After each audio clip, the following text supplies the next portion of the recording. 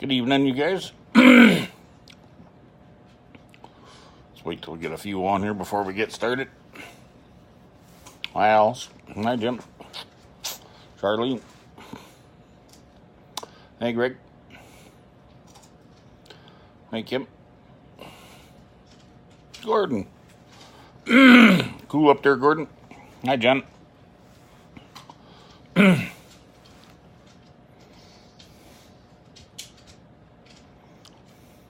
Hi, Evelyn. Lee. Hi, Trish. Hey, Danny. Hey, Robert. How you night, Jen? Hi, Eva. Hey, Trish. Hey, Shirley. Janice. Hey, Billy D and Glenna.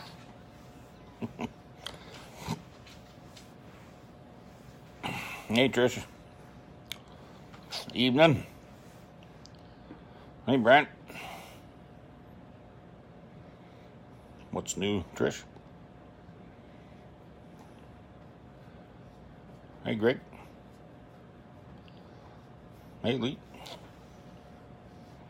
Hey, Nikki. What's new? Derek passed his hunter safety course today, so he's a mighty weight hunter now. Hey, Jason. Hey, Shirley.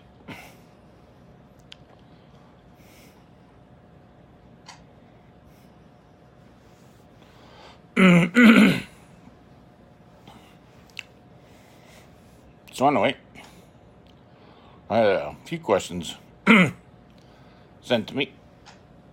Yeah, well, I'll tell them congrats, yeah. One of them was the lines for 6 abreast. And for the life of me, I've been looking all evening and I can't find a diagram for 6 abreast. I can find one for 5, lots for 4. Freezing cold? Yeah, it's cold here too. Hello, Bruce. Yeah, it's been hovering right around that minus 30 to minus 40 stuff. The topic, it was going to be on 6 abreast lines and whatnot and how to hook up 6 abreast, but I haven't found the diagram on it yet. And I could have drew out another one, but I was sure I could find it. And I ran out of time and never found it. So I got a couple books, though, I was going to show you guys for starters. It depends on what part of the world you're from. But one of the pretty good Coachbuilder, wagon builder guys in the U.S. is Whitmer Coach in New Holland, Pennsylvania. Hi, Fred. And flip it over and let you look at her. You can secure yourself a catalog by phoning these guys. I've seen some of their wagon wheel work and it's pretty darn nice. Yeah, balmy 22 yet. Almost t-shirt weather. Anyway, they got all sorts of stuff in here and they got drawings of all the different stuff in here. And this is really good. If you're in the States, it's a pretty good book to get. They've got pretty much everything on coaches and wagons that you could possibly need. If you're into Canada, however,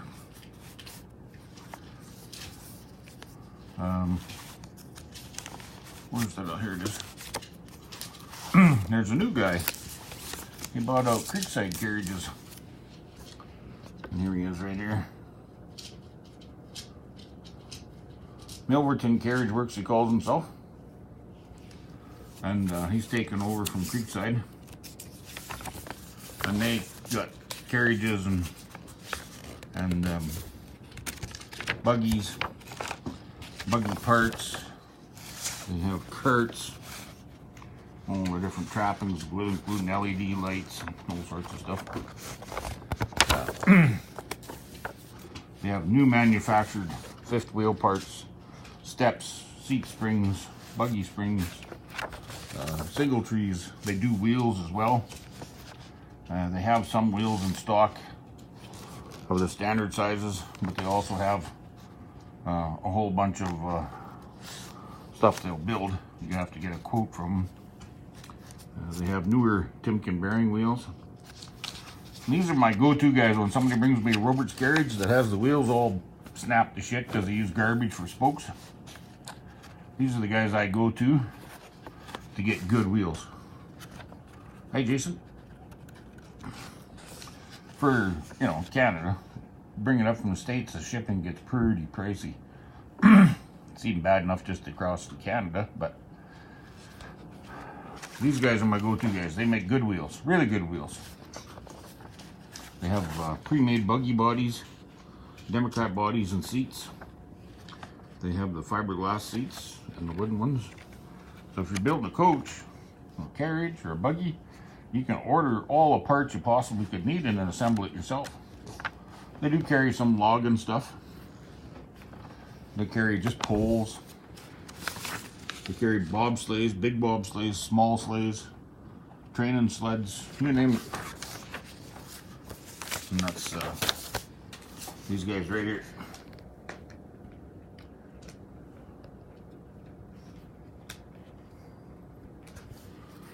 Anyway, so that was one of the books. It's a letter explaining from the previous owner. And the last, one of the last ones we had, chats, we were discussing books to own. This one's a pretty good one. It's Training Workhorses and Training Teamsters. It's by Lynn Miller. And it goes through a whole lot on training horses and colts and builds of horses, structures of horses, and all sorts of stuff. Talks about round penning them, what you should be expecting from a colt and when. Actually, I got along pretty good with the fiberglass seats. We only have one here. Proper setting of lines. Greg? We only have one here on a cutter that I built. And it's standing up really good. I've had no issues with it at all.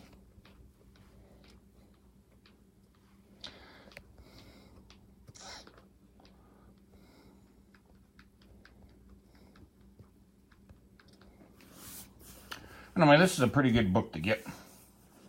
It covers most of the stuff that we go through on training horses. And it's pretty comprehensive. There's much it misses. There's a few steps that I'd probably go through that doesn't cover, but and this is one of my go-to guys for harness. Aaron Martin. They're in Ontario as well. They have a phone number and a fax number. And it's pretty good. These guys are pretty good. There ain't much they don't carry. They have a huge building full of supplies. And they're good to talk to if you have questions about harness fit or collars. And they carry all the usual stuff, including them bits we were talking about last time. They carry a bunch of harness making stuff. They carry lots of leather, lots of biothane, lots of beta vinyl. Harness parts, so you can assemble your own harnesses. You name it, they got books, feeders, blankets, harness hooks. You name it, these guys have got it. So they're pretty good. And they make anything from show harness right on down to a real cheap, simple work nylon harness. Good evening, David. And then, this is the other one. Like I said, first edition. This is the better one. The second one, he kind of revised and softened a lot on harness adjustments that he shouldn't have, I thought. Anyway, there's a lot on here on how to hook horses and running lines. Lots of information on buckbacks, where to use them, how to set up your lines.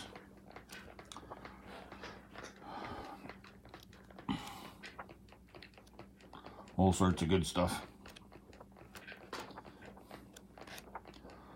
How to set up your riggings, you know, hook and single, All the whole lines. This is all just a pretty good book to carry. Really good book. Can you show the Carriage Works contact info again for Dave? Sure. Sure, Dave. Just a minute. Was it Windermere Carriage Works or was it the one in Ontario? Carriage Works one. Ontario one. Okay, here's the one. For the one on Ontario. Yeah, no problem, Jason.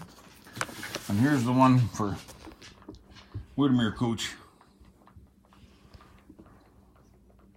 Phone numbers and all. This video will be posted on my profile once we're done tonight. So if you need to go back and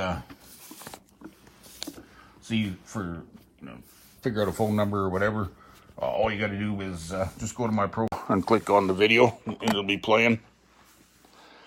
And you can replay it, and you can see the information it has on there. Yeah, there's a lot of books out there on a lot of stuff, but some of them are old and outdated. You can't get them no more. Some are pretty modern. Some are, mostly vanilla information. The regurgitated heated water and box stalls. One of the things I like to do is collect old books. So when I go to auction sales, I go scrounge around in the old book bins and see if I can't find operators' manuals and stuff. And here's one I come across. And I got 2 or 3 different types of these. But they were made by, different kinds of magazines. There's the Country Guide, all that sort of stuff.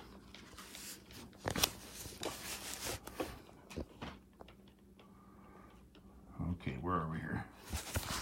This one here was made by the Country Guide.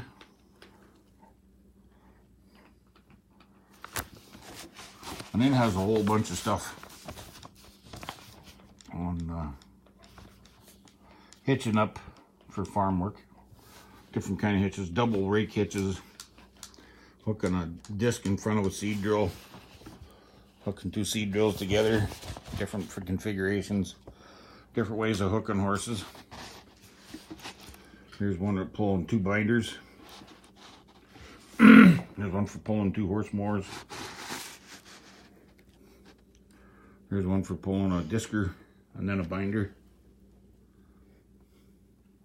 Different offset hitches for 3 abreast. There's a evener for 5 abreast. Here's another one for double binder hitch. Most of these I've tried one way or configuration or another, but it's easy once they give you the diagram. And there's one here for 3. That one I haven't tried yet.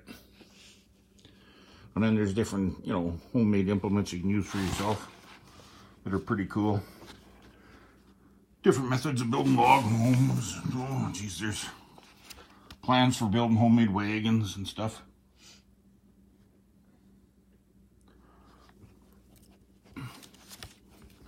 All sorts of good stuff. These are really good books, too. Really good. How to fix your horse mower. All sorts of good stuff. Yeah, a lot of good tips in these books. So always watch out for them. Anyway, that's what I had to show you guys tonight. So, if you got some questions for me, give them a shot. We'll do our best somewhere around here. I get some paper and a Sharpie. Yeah, it's been really cold here. My gosh, really cold. Derek's been pretty good at helping with the chores. But the buses haven't been running much last week at all, so I had some help with the chores anyway.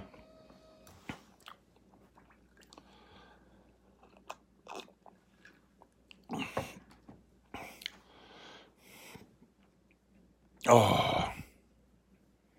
Any questions, Kim? 67 there today. Wes, where you at, Wes? Still down by Houston?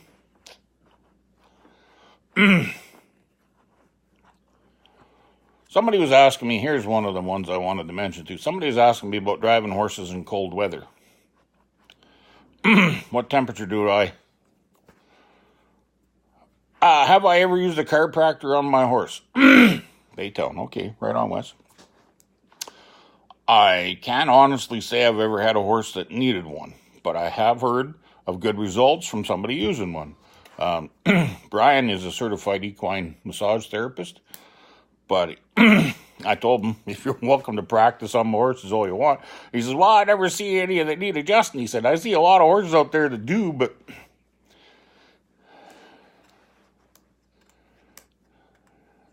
anyway. Do I think they work? Yeah, I'm sure there's a lot of times it's really important, especially if you got a horse that's, it's having issues, stiff joints and whatever.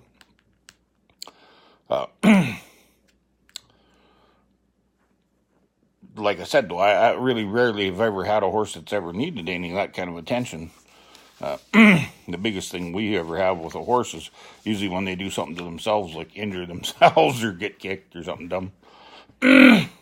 The biggest health issue we have with our horses is like seedy toes. Seems to be about one of the worst because we're in a real muddy area.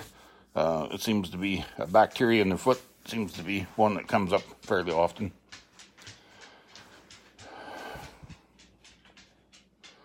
How do you deal with a pair of mates who like to pinch each other on the necks while in harness? Well, somebody else asked me that one here a little while ago, Dave. And number one thing I keep telling everybody is check your harness. Yeah, I know. Yeah, I know. All my harness fits. I know. But when I've been asked to come and look and help because they can't get them to quit doing something or they're misbehaving in some way or another, I go over there and I get checking harness out and I find something that's out of adjustment. We get it adjusted properly. It isn't long and they quit. It can be a couple of horses that just don't like each other, but it's pretty rare that horses despise the other one that much. It can happen, but it's pretty rare. Usually it's a response to stimuli, and horses are great friends and all, but even so, they're not the sharpest animal on the planet. And occasionally they'll blame their teammate for any injury or pain that they feel. It's much like a dog stepping on something or getting slapped by an electric fence or whatever, and you go to help him and he bites at you because he thinks it may be you that caused it. So 9 times out of 10, when somebody asks me to come over and give him a hand with their horse because he's doing something like that, it's tack.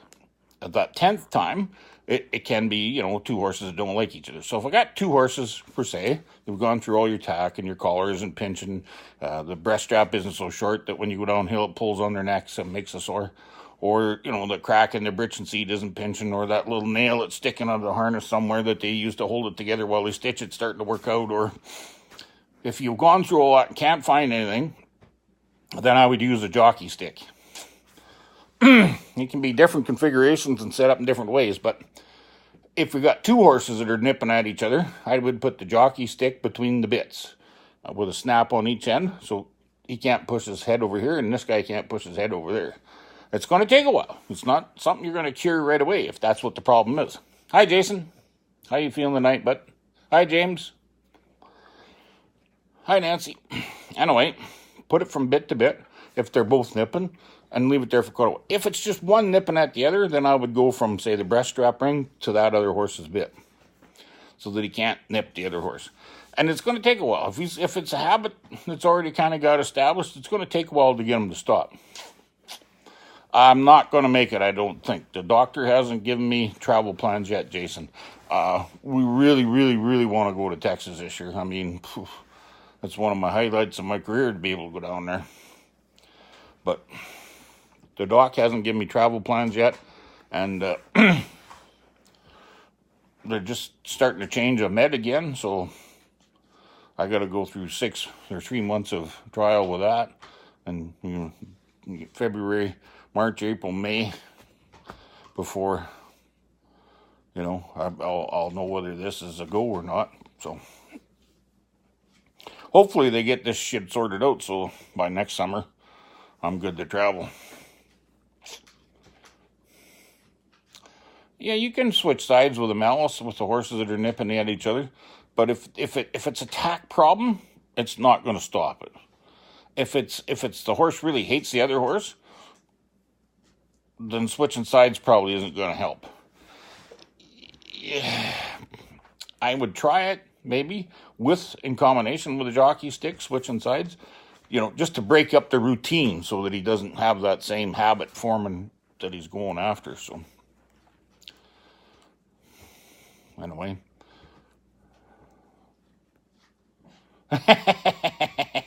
Yeah, it just might. Anyway. Cold weather, driving in the cold weather.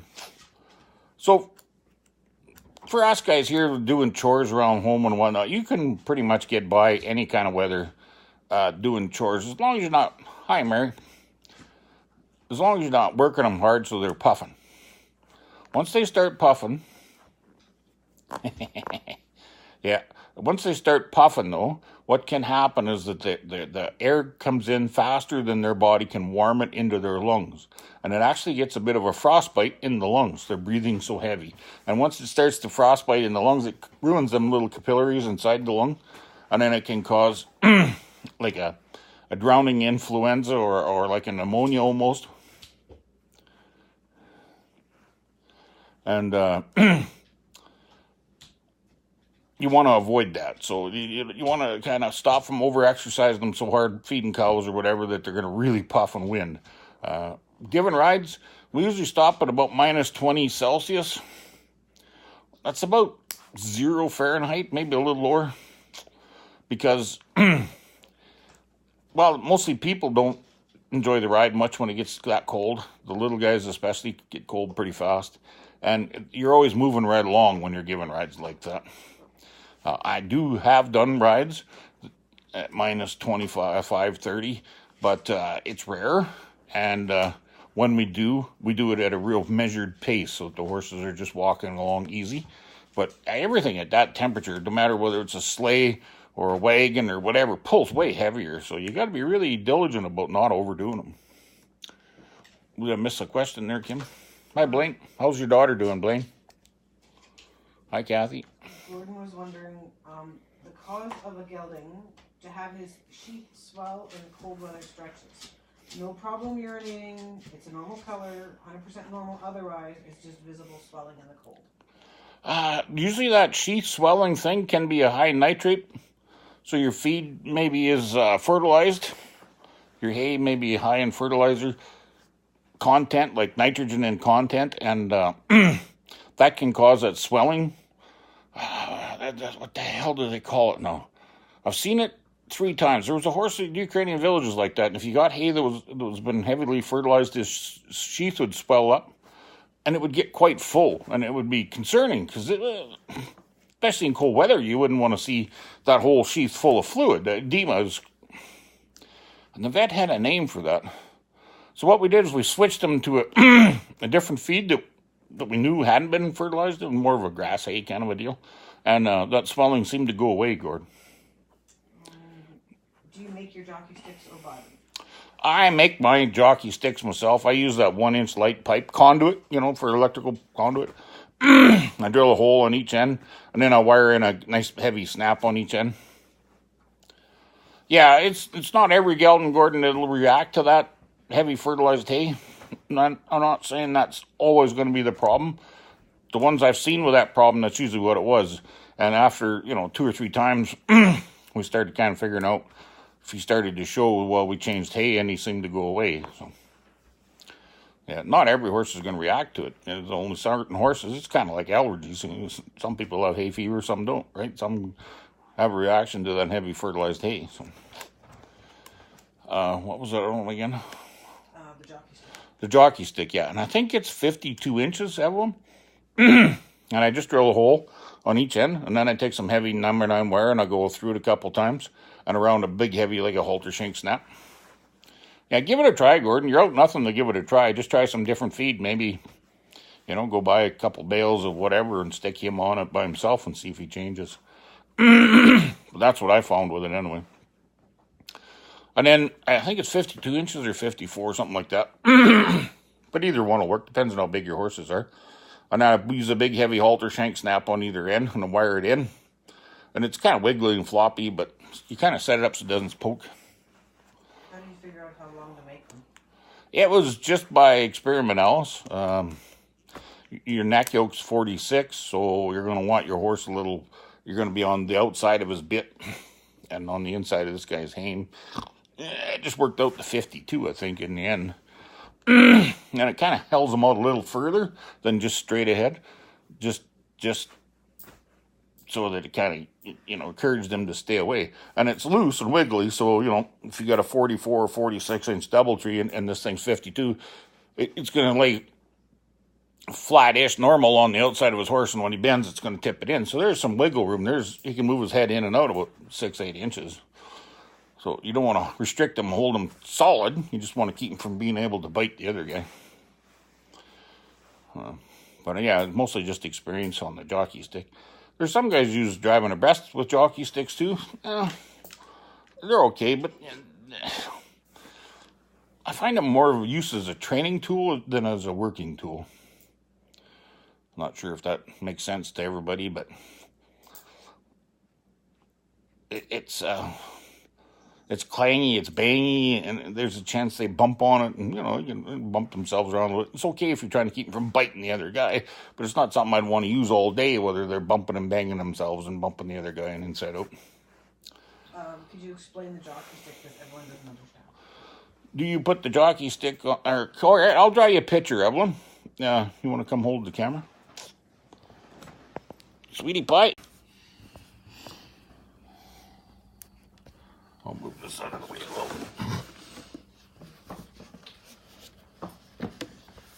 There's that, got rid of the shadows. Okay, so you have two horses' heads, here and here. And then you have the collar goes on behind here, like so, with the hame sticking out. And you have the bit through their mouth here, and through their mouth here. Right here is that breast strap ring on each side. And here's the bit ring on each side. So say if you were trying to keep this horse from biting at this one, I would make my jockey stick either go from this ring to the outside here, or from this ring to the outside here. It depends on the horse and how wide you want to make it. It's not hard to tell if you're going to set it up and make one for yourself. Is that you put the team in, you get them standing up straight, and then you just measure from here to there on how wide you want it. Right? This one here, I prefer, because if he pushes, it pushes the pipe out past this way. If it's right here and he pushes, it can push the pipe into the collar, and it can mark up your collar some. Or if it's really long here, it could actually push and touch the horse. We don't want that. Occasionally, if I got two horses that are biting on each other a lot, say if you're going to try and drive two studs and they're kind of being a little randy, I would put a jockey stick from here to here. And I would make it just the right length so they hold their heads apart. But give them some wiggle room, right? So when you make your pipe, right, you get your pipe here, and you drill your hole through the ends. And you put your snap here with the ring on the bottom. I go through, like your snap here, I go through here a few times so that this is allowed to move in and out some. Right? You don't want it tight, wired tight so it can't move. You want it to, so they can move their head around a bit, but it discourages them from untouching. So for the most part, mine are 56 inches, I think. And they snap onto the outside here and onto the outside here. If you get a real determined biter, you can move it from here to the inside for the first time or two till he gets onto it. And then as he starts to calm down, you can move it to the outside.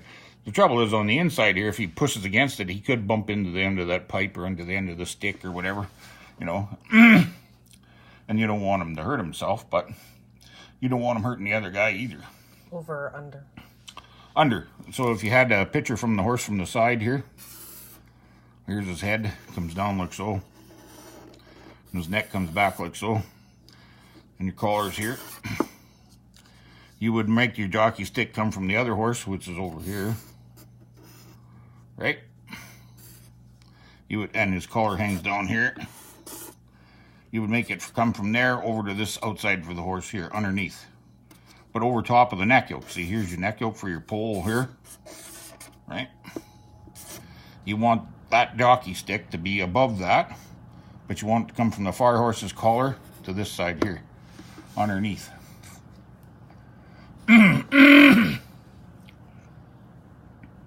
Sorry, my artistry ain't the best, but I think that kind of explains a lot of it. This will be on the chat. I'll post it so you can see it again. You can see it again.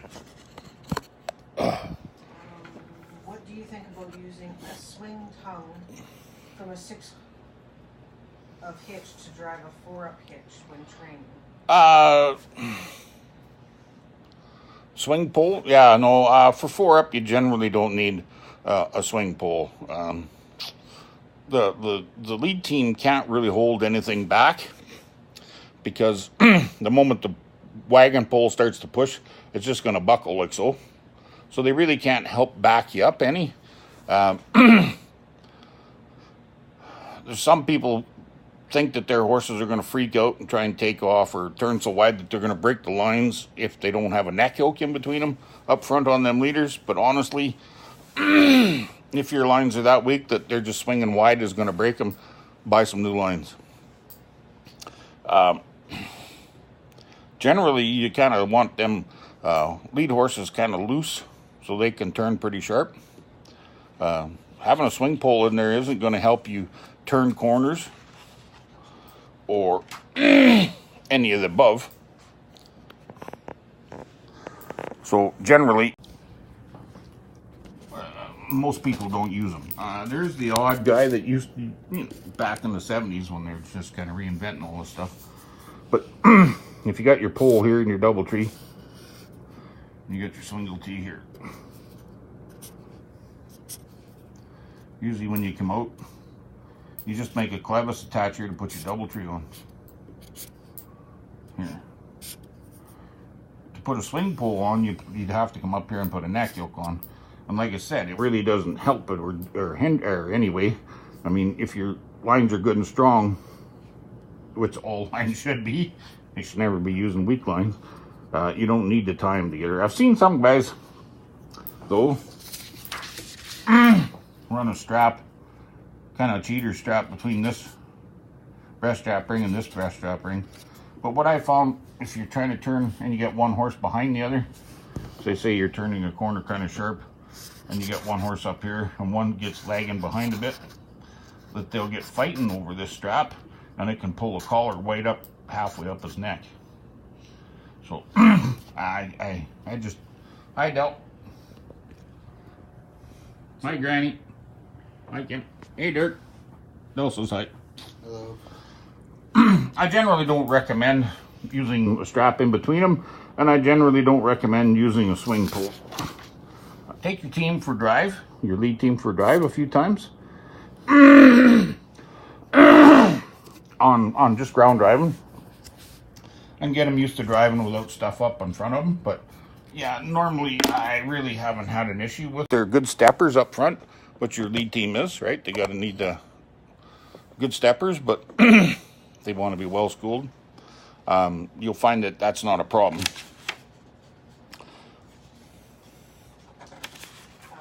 Okay, so just to add to that one, Fred was asking, you don't need to put the neck yoke in between the front team then? No, you don't. The reason why I don't is you got to readjust your harness. You got this neck yoke in there. And for what possible use is it? And like I said, if your team is broke to drive, and they have to be well broke horses to be leaders. They can't be just a bunch of canners. If they need a neck yoke to keep from spreading apart, they're not well broke. You got to get them well broke. Then you can use them for leaders. And having a neck yoke up there really isn't a benefit. You show me a 6-horse or an 8-horse hitch anywhere in North America that's in a show ring that has a neck yoke between the leaders. There's a reason for it. Like I said, you kind of want them loose. So, if they get out of whack a little bit, they can get back into place without pulling one on the other or tripping over it. and it works better if you just don't have them for some reason. I can give you a whole host of reasons why I don't personally like them, but I mean, that's one man's opinion on it, right? But yeah, no, I just don't drive them with that stuff up there. I start them without it, and I don't have any troubles. I don't have them banging and slapping, and I mean, I even trained him with a strap up the front to hold a sign one time, and then ended up just getting tore old to little bitty bits, just trying to thread through a parking lot with a bunch of parked cars in my way. But thoughts on beta lines? There was one other one. Oh, there's one before it? Yeah. Evelyn was asking, can you use a jockey stick with the buck back? Yeah, you can use, oh, sorry, Evelyn. Yeah, you can use a jock stick with a buck back, yes. When we're training and we go out with the first time drive out, if they're crowders and they're wanting to lean on the other horse, then we'll stop and we'll put a buck back on. It's usually in the training rig. We'll stop and put the jockey stick on and move them over, Evelyn. Do I put it on every horse when we first try them? No. Any horse that's crowding? Absolutely. And would the lines run over the jockey stick? Yeah, the jockey stick is underneath the lines, Alice. I'll draw another little diagram here, I guess. I think it'll be okay. So, here's your pole. Looking at the end of it. Here's your neck yoke across. Here's your collar of this horse. There's your collar to this horse. Your lines cross here. Right? And your jockey stick goes from here over here, underneath the lines, but over top of the pole. Make sense? As far as lines, Trish, I almost all my lines are beta vinyl now. Yeah. I'm a leather man. I like the feel of leather. I like the heft of leather. I like the way it slides. But I've got enough harness here and team harness. I've got enough harness for 20 teams. Leather lines now are upwards of $250, and leather lines wear out. Beta vinyl do too, but beta vinyl lasts a lot longer than leather. So if I had to start replacing lines on 20 harnesses at $250 a piece, it's just staggering amount. So as they wore out, I eventually went to the beta vinyl, and one of the reasons I like it is it's all one length. You want to grab me the lines there, guys, for a minute? There's a set right there by the harness stitcher. It's all one length. There's no splices in it to come apart. Leather lines, you have to stitch them every 7 feet, and they work like this where they stitch, and eventually, no, the wide, Eric. They eventually wear the threads out inside. Right? Yeah, bring that. Not that way, over here. Right.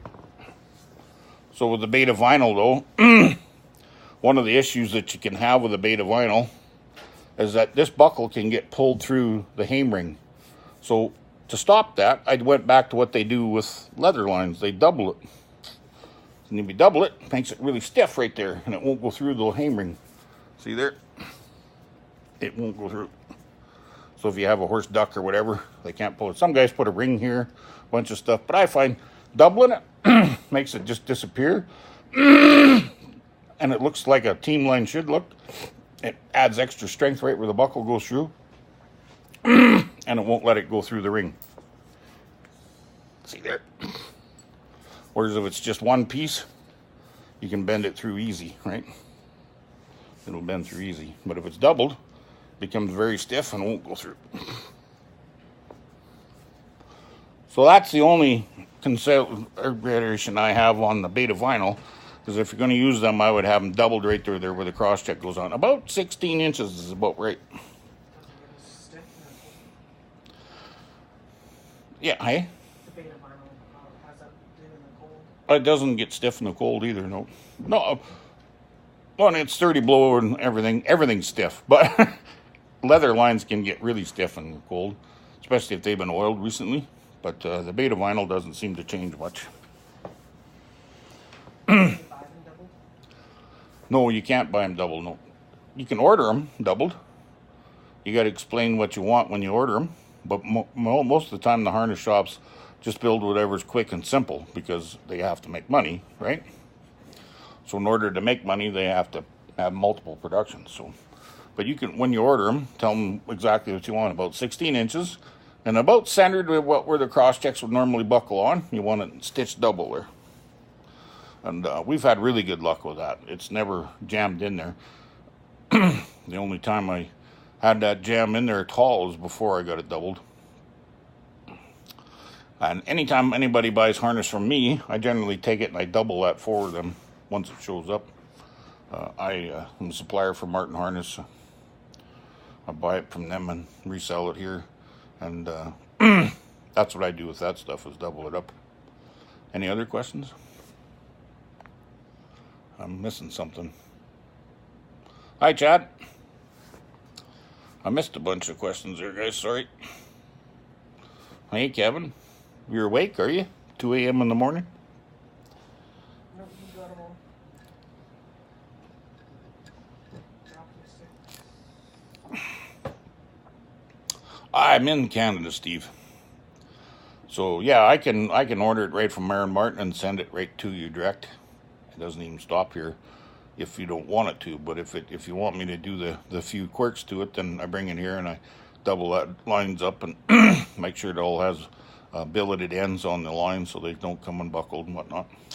I don't use snaps on my lines because I've had them come undone. Ah, you're working, are you? Right on, Kevin. This catalog here for what was the name of that place? They just changed names and I haven't got used to saying it yet. Steve's by Regina.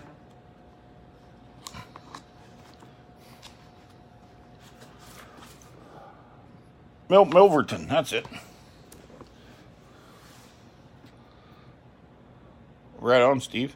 Yeah, it's not hard to get the harness. In fact, you can order direct from Marin Martin too. You don't have to order it from me. And I think we've discussed with them many times on doubling that piece of beta vinyl over. So if they have trouble understanding it, though, just have them give me a shout and I can explain it to them.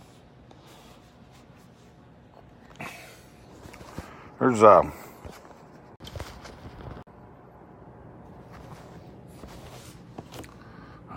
switch over.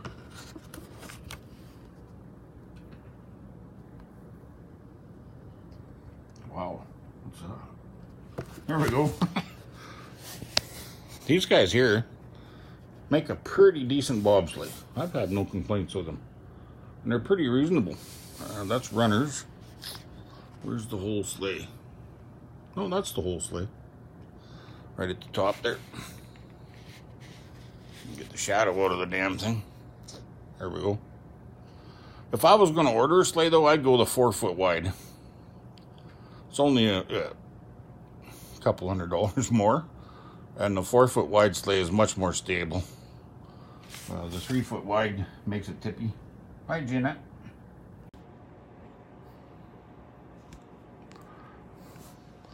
The 4 foot wide is much more stable, less likely to tip over.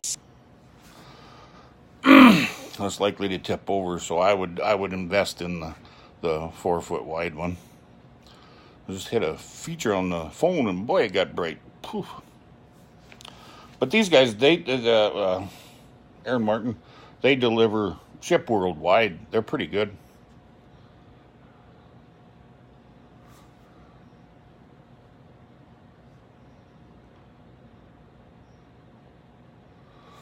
I think them Carefree collars are going to be everything I read about them. I've only used twice, but it seems great. Yeah, I've heard, hi Frank. Dusty, I've heard conflicting people ask, or people say different things about them, but honestly, I really didn't see anything too wrong with them at all. I have a question that come up on Messenger. They can't figure out how to ask on chat, I guess. So I'll just take a quick look, guys, and then it'll be a question. If we can answer on here, we'll do so. Yeah, I really I didn't see anything wrong with them at all myself. the ones I saw had good body to them. When you pushed on them, they didn't collapse. They didn't have any sharp edges. You know, somebody put some effort into making them. Somebody else I was talking to was complaining that they had real sharp edges. They weren't finished very nice, and they had to spend a bunch of time finishing them themselves.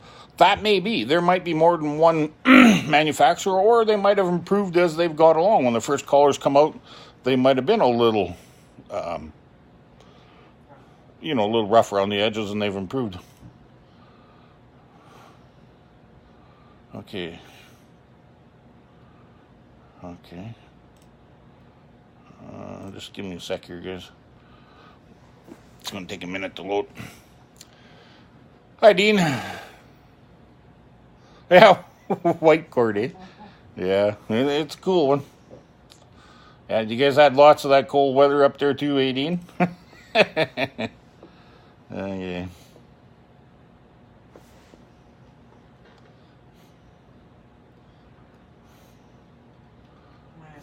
By Friday, it'll be shorts weather. Okay, just give me a quick look. Let me look.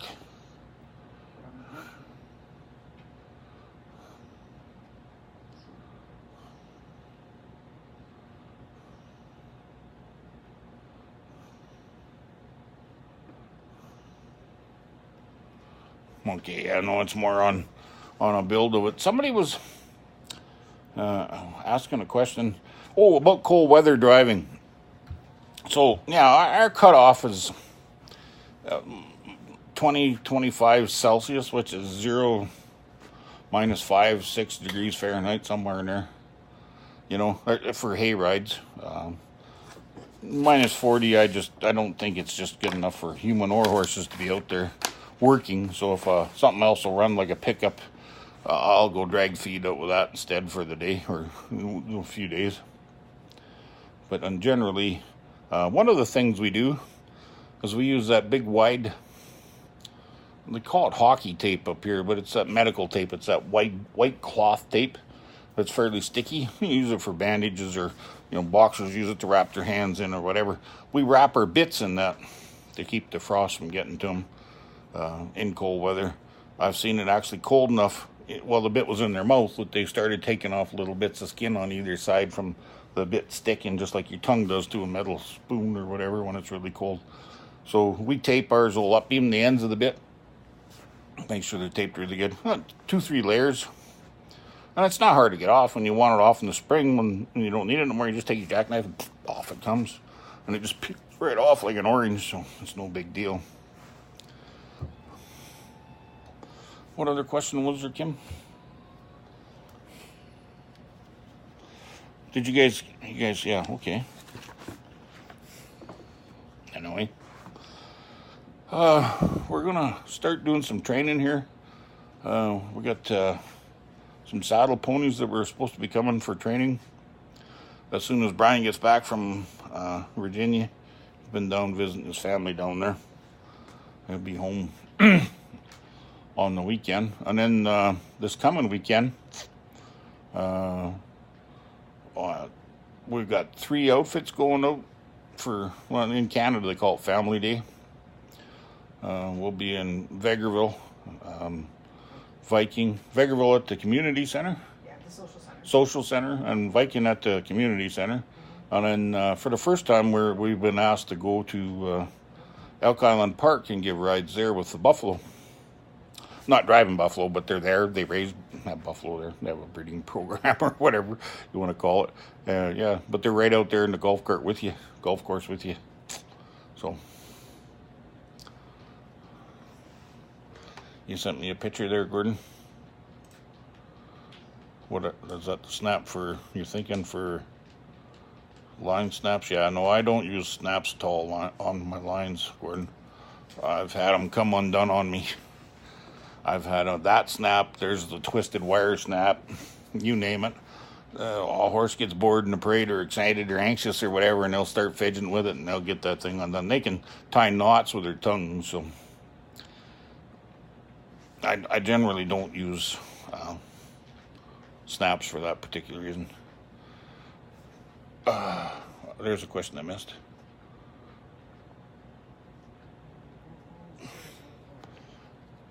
Peggy from Florida, warm here. Horse wanting to put his tongue over the bit. Yeah, I've seen it. It's usually a learned habit again, Peggy, if they get putting their tongue over the bit. It's because they've generally had the bit too long in their mouth at one time, and they've got a habit of putting it on top. Generally, to get them to stop, what I do is I run the bit high for a while, so they can't get his tongue over. If you get up close to the molars, so you have like three wrinkles or so on either side of his mouth, then he can't get his tongue back far enough to get it on top, and he'll eventually quit, and then you can set it back down to where it should be. They do make a bit with a port to it that helps keep the tongue underneath.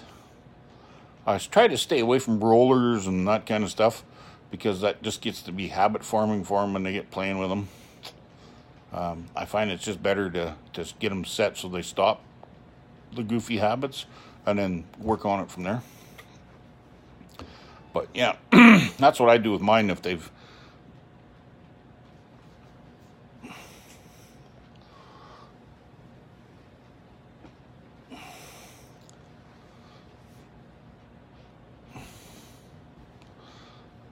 Yeah, okay.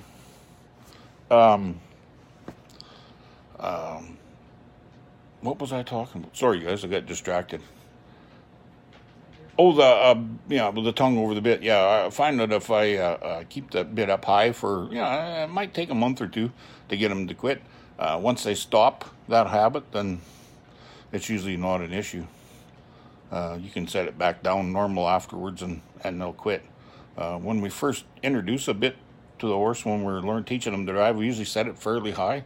So when they first start playing with it, they don't get their tongue over top and whatnot a few times.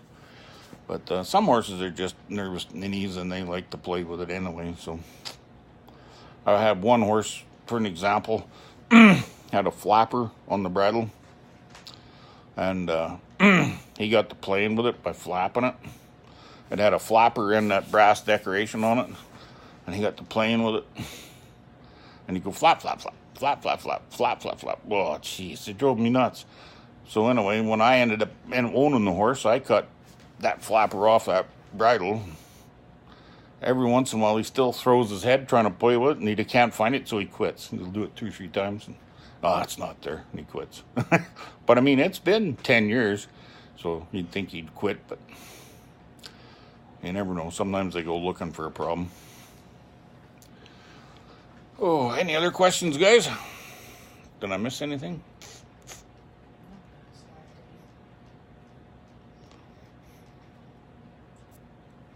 You get any more questions there, guys? Hi, Matthew. How you doing? Hey, Kellyanne. I got some older books. Yeah, yeah.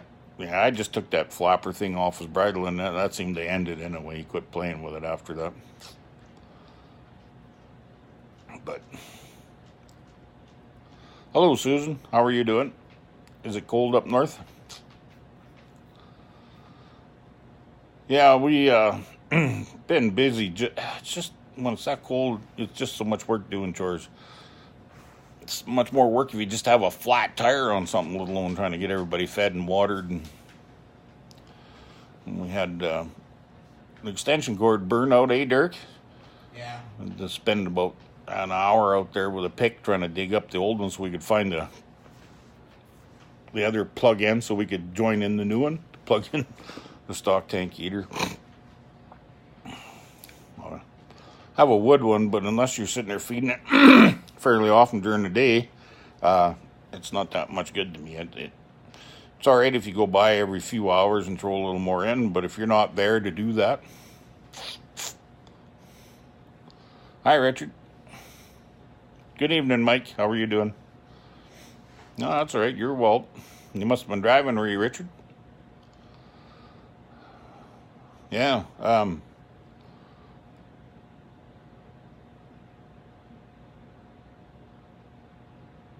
Oh, you're out doing a dental tour. Okay, cool.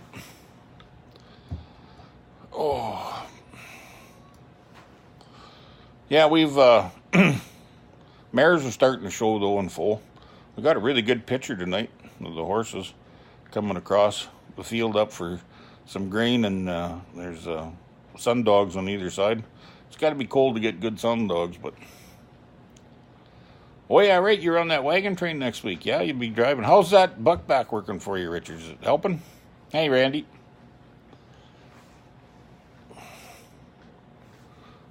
One horse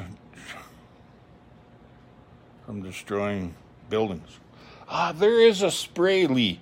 He's got a horse that's cribbing and chewing up the corrals and stuff. There's a spray that they make that's pretty good. If it's something simple like just chewing on a neck yoke while you're driving or whatever, I just use that jelly, icy hot liniment stuff, and I slather it on, and they quit that chewing that stuff pretty quick. But you can't afford to spray that all over your whole farm. But there is a spray that somebody, it was one of the stables I was at, and I was asking, they didn't seem to have their corrals weren't chewed up too bad. And they said, oh, well, we got this spray that you spray on once a year, they said, and that seemed to really help. And they got it from, I don't know, feed store or Tractor Supply or some damn place. I don't remember what the name of the stuff was. But, yeah, if I mean, sometimes it's a lack of minerals or whatever, but sometimes they just get on the habit of cribbing because they've been in a small corral or something, and they kind of get into that habit. It's a bugger to get them stopped. I know we've had some horses here for training. Man, I'll tell you, they chewed up more stuff in 1 month of being here for training than any horse I've ever had forever. Eh? So anyway, yeah, I don't remember what the name of that stuff was. But I'm sure if you talk to your fleet store, they can help you figure out what that spray was. I think it was Tractor Supply they said they got it at. When is full in time? End of May, first part of June usually. Well, you get the odd one. I don't know if it's so much with the lighter mares, but the draft mares can fool you. They can squirt them out, pretty close to 11 months, but they can hang on to the damn things for putting her 12 months. And I've seen that a few times, especially if the weather's been bad or whatever. They'll hang on to them. And these are mares that we'd hand-bred back in the day, so we knew when they were bred. And, yeah, almost 12 months. But, so, end of May-ish is what I aim for. That way we've had some green grass. That green grass seems to help with the placenta coming off better. We don't have a lot less trouble with retaining with placenta if they've had some green grass. If they're still on dry hay, yeah, you can have more of an issue with it. Yeah, right on, Richard. Yeah, it is a good tool, eh? Some people panic figuring they're going to hurt their horse with a buckback, but it's never hurt a horse that I've ever seen. Cayenne pepper, yeah. I don't know how long that would last, Susan. But it might be something worth trying, for sure. I've only ever had, none of my horses per se, crib. Only horses that we've had, brought here for training that seem to come from box stalls and that seem to have that more of a nervous habit. But, yeah, they really work. Yeah, well, not bad, Austin, not bad.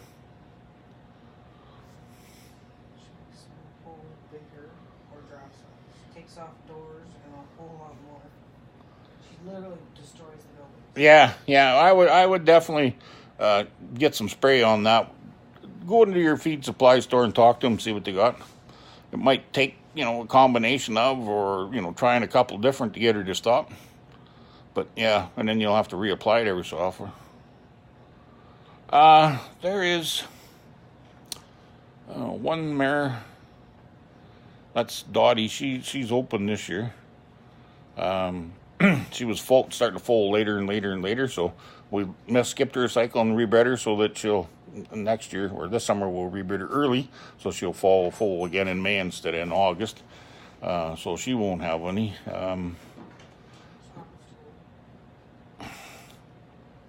Who else is? I got some geldings, but not so many mares left to Wyatt.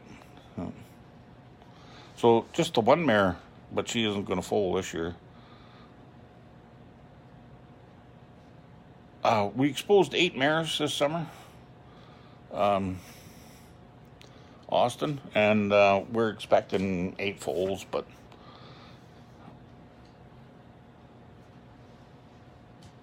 Oh, Richard, I would love to come down and go on that trail ride along with you even. Won't be this year though. Like I said, like the doc hasn't given me okay to go traveling yet. So, and it can be pretty expensive for a Canadian to get across the line and run into health troubles down there. It can cost a lot, tens of thousands a day. So I gotta have that rubber stamp from the doc before I go traveling. So anyway, I'm sure it'll happen, but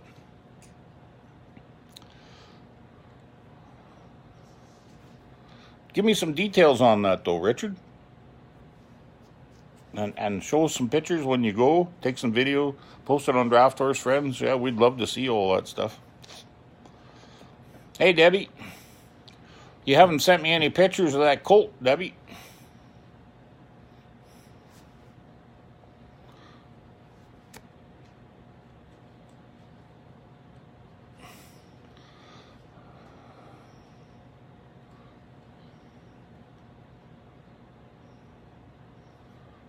Yeah. I painted the wood fence driveway sealer to stop the chewing. It seemed to work very well and cheap too. Driveway sealer. Hey, well, there's a good one. That might work, eh, Gordon? Yes, Dottie's a prodigy of Wyatt, yep. She is Brockett's only daughter. And Wyatt's granddaughter, yeah. She's had mostly geldings.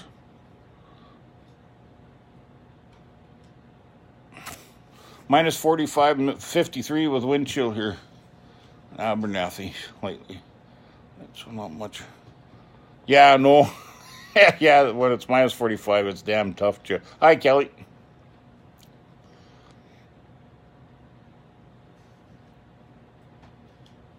About 1,500 horses, 30 wagons. Yeah, that'd be great, Richard. That'd be great.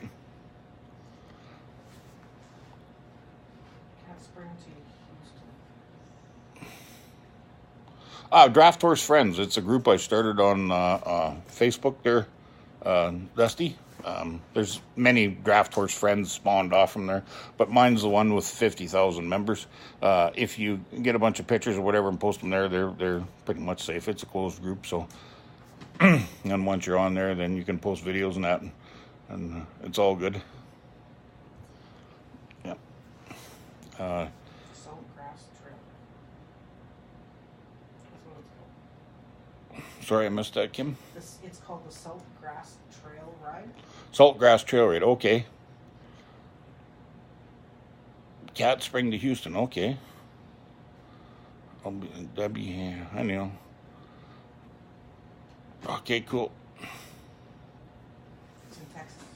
Texas, Susan, I think you said. Yeah. Yeah, that'd be great, guys. If you got a poster or something, Richard, too, if they have a poster, post it up there and show us where it's at. There'd be lots of people, even if they can't take part, would be interested in just going and looking. Hi, Mike. So, you know. That'd be great. Yeah, anything like that. If you guys got an horse auction that's coming up or whatever, just post take a picture of the poster and pop it up there for everybody to see. Yeah. I think he said it's coming up here right away. Next week, wasn't it, Richard? Do you see where it says, Kim?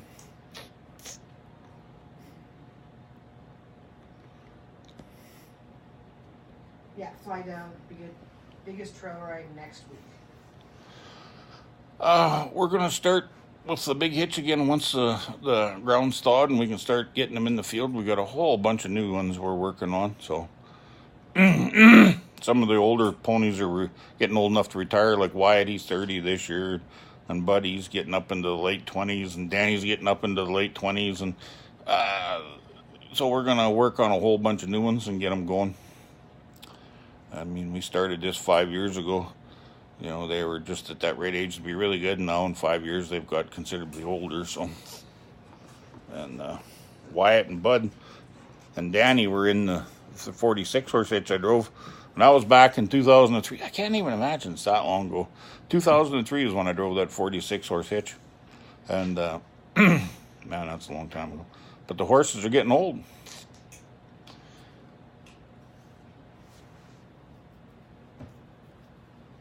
Yeah, well, we'll try and get some, Trish will try and get some information and post it on there for you. All right, Susan, right on. Well, if you get a chance, it's April, what is when the 1836 chuck wagon races is? Last weekend in April. It's the last week? 26, 27, 28. 26? Or somewhere in there. I'll have to look it up. It's the 1836 chuck wagon races. Moon Swanson's ranch, they host this big rodeo. It's an open rodeo. There's no corral around the rodeo itself, so if you go bucking horses, you're out in an open pasture. The chuck wagon races, you're standing right there. There's a little corral with some grandstands for the wussies that are scared to stand out, but the rest, you're right out there with them. So you look it up on Facebook or on YouTube. It's 1836 chuck wagon races, and that's a good time. That's a really good time. Did I miss some questions here? Peggy wants to know if 12 years old is too old to start training. No, Peggy. I've trained horses as young as 1.5 years and as old as 24. If you go through the steps, you should be able to train them. There's nothing says as an animal gets older that it loses its ability to teach. It might have to rerun the lessons 2 or 3 times instead of just once, but doesn't mean they can't learn. So, yeah. I've seen many horses that some people believe that they shouldn't be taught to drive until they're 9, 10. So, because they're waiting for their joints to close or something. I don't know. But, yeah. Any other questions I missed?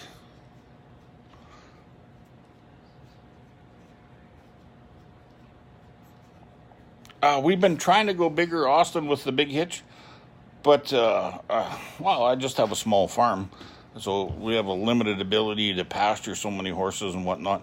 I've been asked many times to try for the record, and the record's a 100-horse hitch, and it was done in Switzerland, sorry, with halflingers. So I would have to go bigger than that if you want the world record. I don't know, I'm getting older. Maybe it's time for some young bucks to step up and take on that challenge. But yeah, we'd like to go bigger. Yeah, we sure enjoy driving the big hitch, but... Do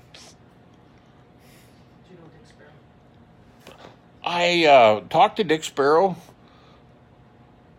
at least 3 times on the phone. I never personally got a chance to walk up and shake his hand, but him and I spent, 3 hours once on the phone, I guess.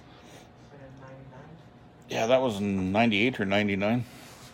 I got asked to drive a 30-horse hitch for Irricana Pioneer Acres. It was their 30th anniversary.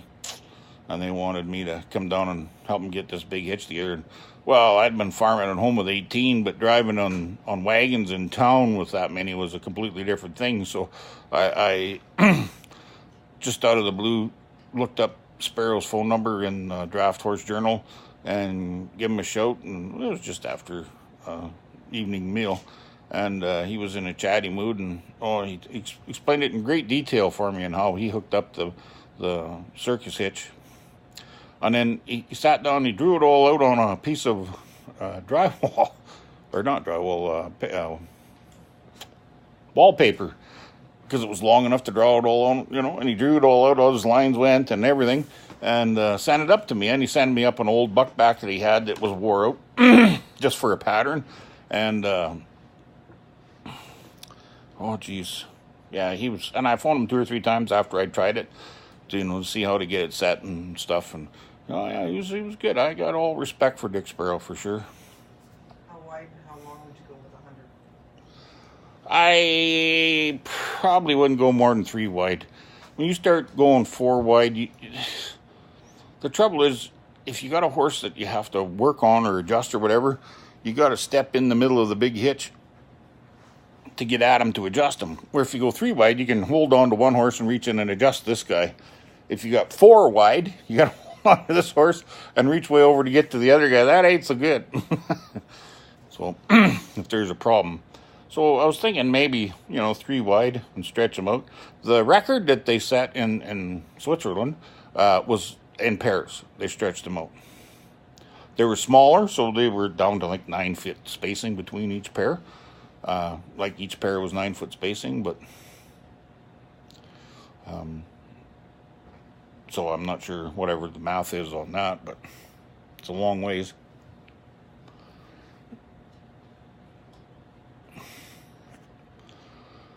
But yeah,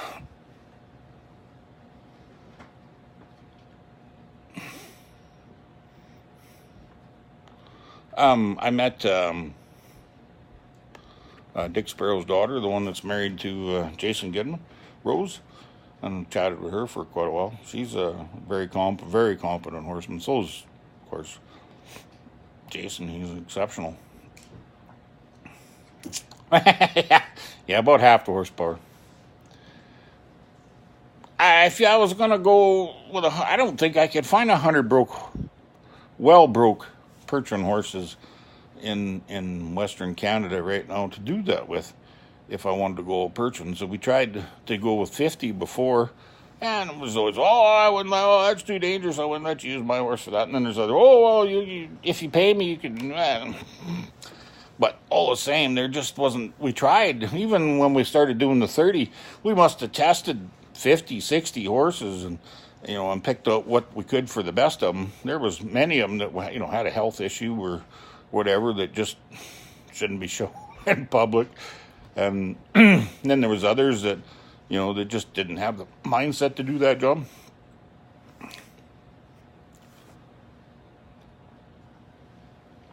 Yeah, actually, Richard, there was a while back. This used to be 5 years ago. There was a guy asked me down there if I would come to the Iowa Fair and do a big hitch. And he was going to shoot for the North American record. And the North American record was set by a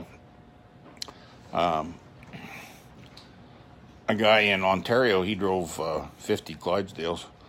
And to get the record, like there's show pictures of like 200 mules, 20 drivers or 50 drivers all hooked to one implement. But there's many different strings and different guys driving and whatnot. The record kind of more of a set is, one string or hitch of horses driven by one man. Yeah, I see Tim Sparrow's driving for Living Young now. That's right on. I'm glad it's keeping going. Living Young has some pretty good horses. Yeah, I was watching Tim drive. He does a nice job. Anyway, I seen a picture of a mule. I think there was 60 mules or something pulling an irrigation pipe, but there was, not all hooked together in one outfit. There was many. Somebody, Trish, whatever, try. I'd love to come and lend a hand. Oh yeah. Just harnessing that many horses is a challenge. Keeping it all straight. You got one guy just standing at the harness room. This horse goes on this horse. Harness goes on this horse, and then double checking to make sure that they didn't misread the tag. Or not many horses, you're going to get names that repeat, like King or Queen or Babe. You could end up with quite a few of them.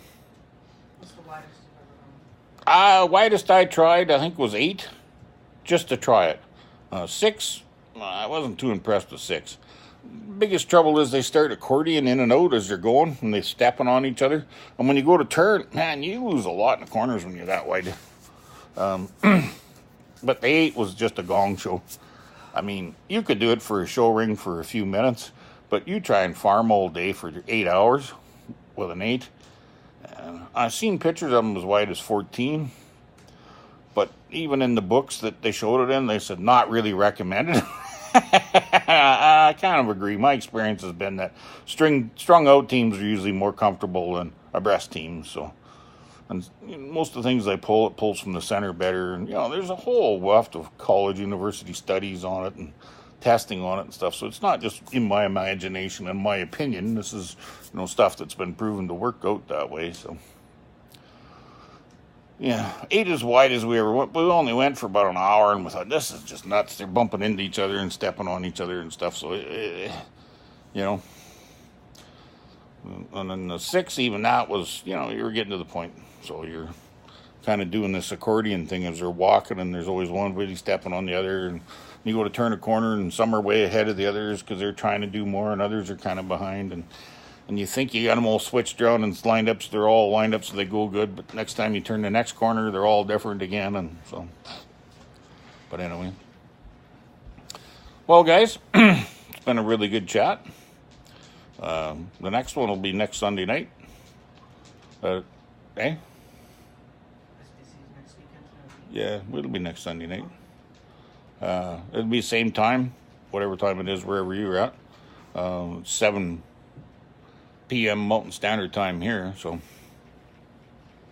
what's my favorite thing or activity to do with horses? Well, I kind of have a small group of things I really like doing. Oh, you're welcome, Evelyn. Mowing hay is right up there. Plowing. I really like plowing. Even though all the problems that plows can have, they're tippy, and if you hit a rock, you can go flying and all sorts of stuff.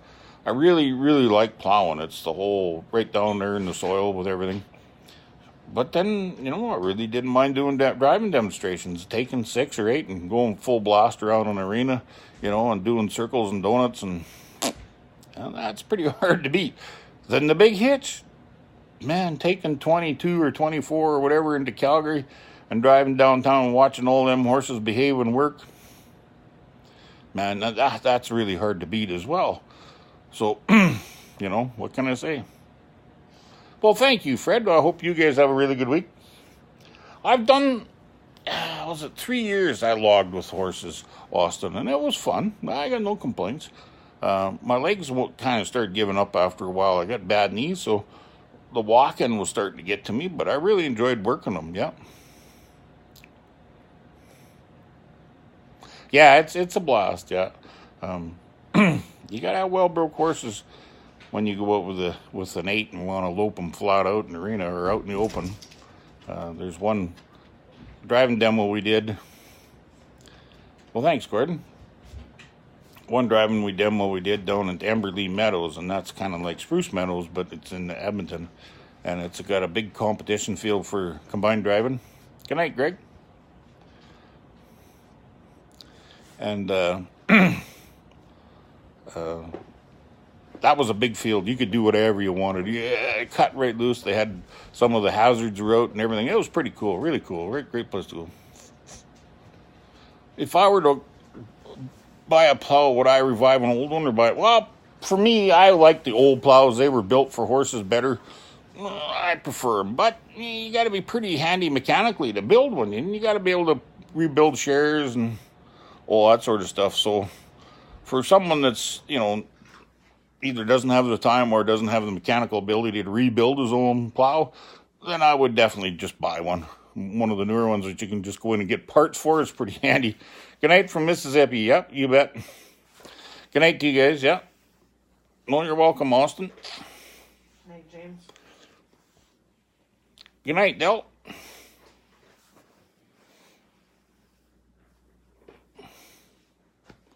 Have a good evening, guys.